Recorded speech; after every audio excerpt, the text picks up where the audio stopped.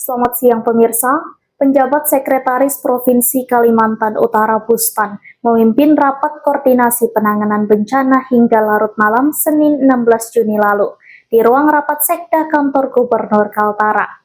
Rapat tersebut digelar untuk membahas alokasi belanja tidak terduga atau BTT dalam rangka percepatan penanganan wilayah terdampak bencana, khususnya di wilayah Krayan Kabupaten Nunukan yang saat ini mengalami kerusakan akses dan terisolir.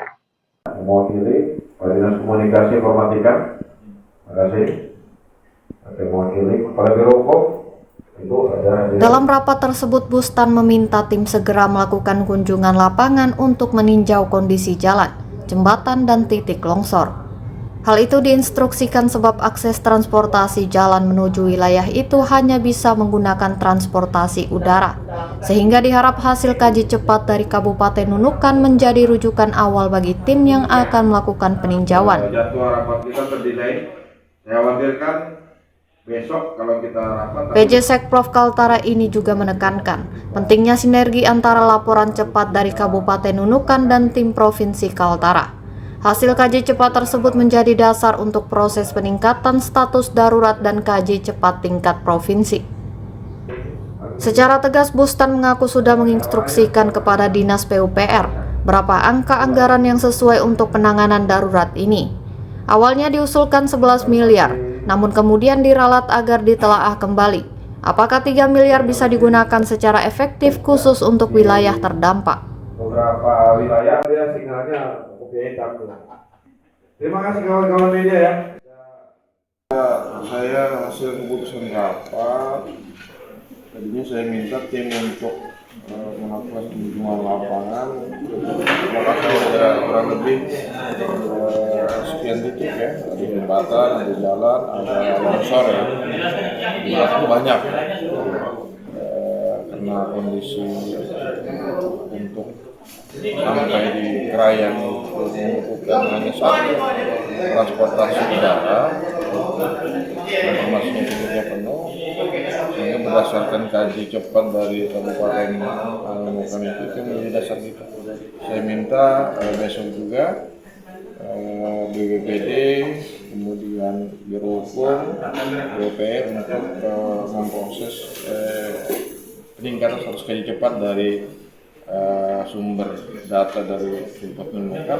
Profesi juga membuat kaji cepat terkait dengan tanggap darurat bencana tersebut. Berdasarkan kaji cepat yang sudah dilakukan oleh BPBD Kabupaten Nunukan, itu bisa jadi dasar untuk kaji cepat tingkat provinsi.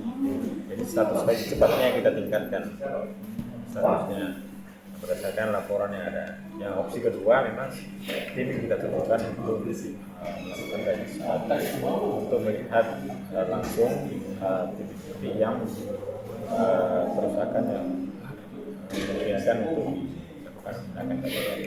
Bustan juga mengatakan penggunaan dana BTT tak hanya untuk perbaikan infrastruktur, tetapi juga mencangkup penyaluran bantuan logistik ke daerah yang terisolir. Karena itu, perencanaan harus akurat dan prioritas titik rawan harus jelas. Penyaluran bantuan ini dinilai sebagai aksi yang selaras dengan visi misi Gubernur, membangun Kalimantan Utara sebagai beranda NKRI, dengan pembangunan yang berkelanjutan, mempertahankan ekologi dan tangguh terhadap bencana. Memang saat ini sejumlah jembatan dan ruas jalan utama di Krayan terdampak parah akibat bencana. Akibatnya, distribusi logistik dan mobilitas warga terganggu. Sekedar catatan bahwa total alokasi BTT Kalimantan Utara yang disalurkan tahun ini mencapai 10 miliar, tapi untuk 1 tahun anggaran. Namun, direkomendasikan agar tidak dihabiskan sekaligus karena harus disimpan untuk mengantisipasi bencana lain. Rapat koordinasi ini diikuti oleh BPBD Kaltara, Dinas PUPR Perkim, Biro Kesra, Dinas Pertanian, serta sejumlah OPD teknis terkait lainnya. Sementara itu, Kepala Pelaksana BPBD Kaltara, Andi Amriampa, menyampaikan bahwa pihaknya telah mengusulkan perpanjangan status tanggap darurat bencana di Kaltara hingga 6 Juli mendatang, sesuai keputusan dari Kabupaten Nunukan. Selain infrastruktur, BPBD juga sedang memantau kebutuhan logistik di wilayah Krayan dan siap mengalokasikan bantuan sesuai kebutuhan lapangan. Dari Tanjung Selor, Erwin Gutawa, Kaltara TV.